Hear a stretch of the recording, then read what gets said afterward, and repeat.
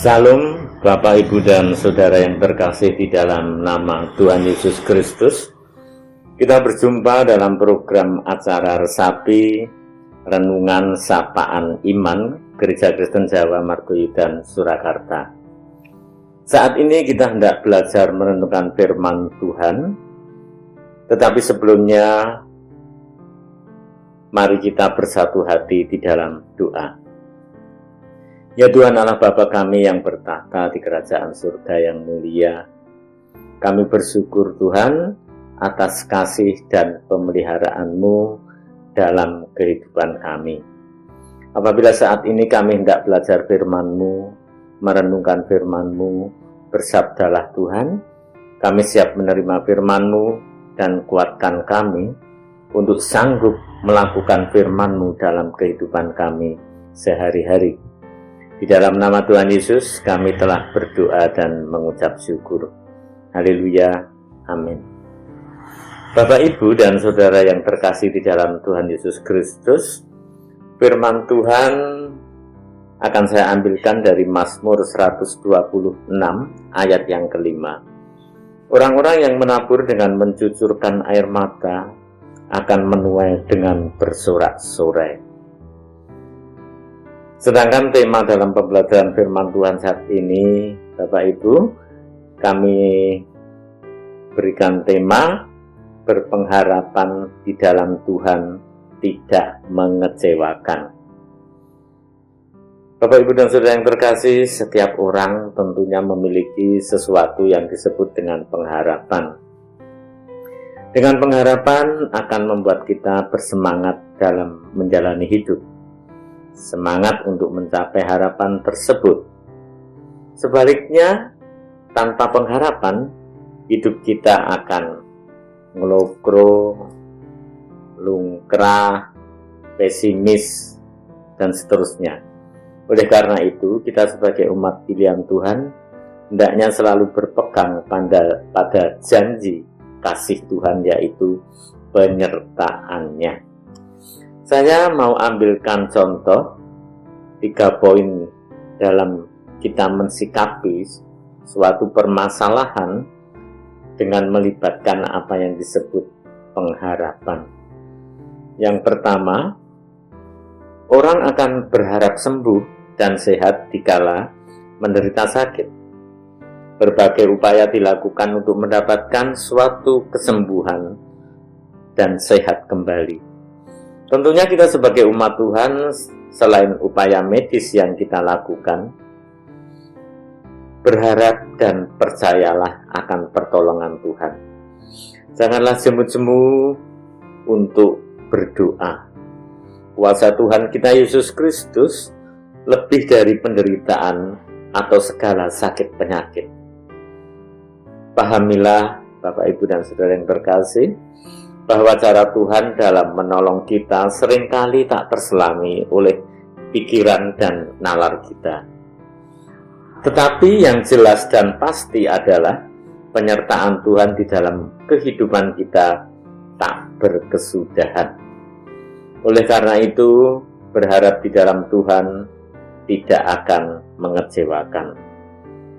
Tuhan menolong kita dikala kita sakit. Tuhan pasti anugerahkan kesembuhan dan kesehatan tepat pada waktunya. Yang kedua, orang tua berharap anak-anaknya bangun miturut, bahkan membanggakan orang tuanya. Itu harapan kita selaku orang tua.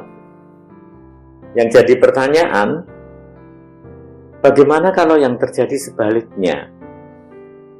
Anak membandel, hidup dalam pergaulan yang tidak benar, atau mungkin saat anak kita memiliki teman dekat atau katakan saja pacar, tetapi tidak seiman. Sebagai orang tua kita begitu terbeban, seolah-olah kita gagal menjadi orang tua. Menyalahkan diri kita sendiri merupakan tindakan yang tidak bisa mengubah keadaan, bahkan memperburuk keadaan. Hanya lebih dekat, berpaut, dan tekun dalam doa, itulah jawabannya. Percayalah Bapak Ibu, di saat kita merasa tak berdaya dan berharap belas kasih pertolongannya, sebenarnya di saat itulah kuasa kasih Tuhan dinyatakan. Harapan kita selaku orang tua, anak-anak kita hidup dalam perkenan Tuhan, mendapat teman hidup atau jodoh yang sepadan, Tuhan pasti anugerahkan itu. Percayalah, harapan kita tidak sia-sia, karena Tuhan kita Yesus Kristus lebih besar daripada permasalahan yang paling melemahkan sekalipun. Yang ketiga, di saat usia kita tidak muda lagi atau bisa dikatakan masuk dalam golongan lansia, mungkin usia kita lebih dari 60 tahun. Harapan kita tentunya tetap sehat dan bersukacita. Walau tidak bisa dipungkiri banyak keterbatasan dalam diri kita. Mari Bapak Ibu, kita kelola pikiran kita dengan cara tetap bersyukur bahwasanya Tuhan tidak pernah meninggalkan kita. Entah di mana kita berada di masa tua kita ini. Apakah di rumah kita sendiri? Apakah di rumah anak-anak kita? Atau mungkin kita hidup di panti jompo? Kalau kita hidup di rumah kita sendiri, tentunya ada pembantu atau yang menemani kita.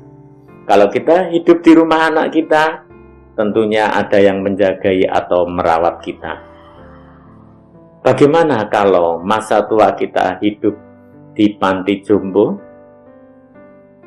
Kalau hidup kita di masa tua ini kebetulan ada di panti jompo, bersukacitalah Bapak Ibu, karena Bapak Ibu tetap dan selalu berharga di hadapan Tuhan.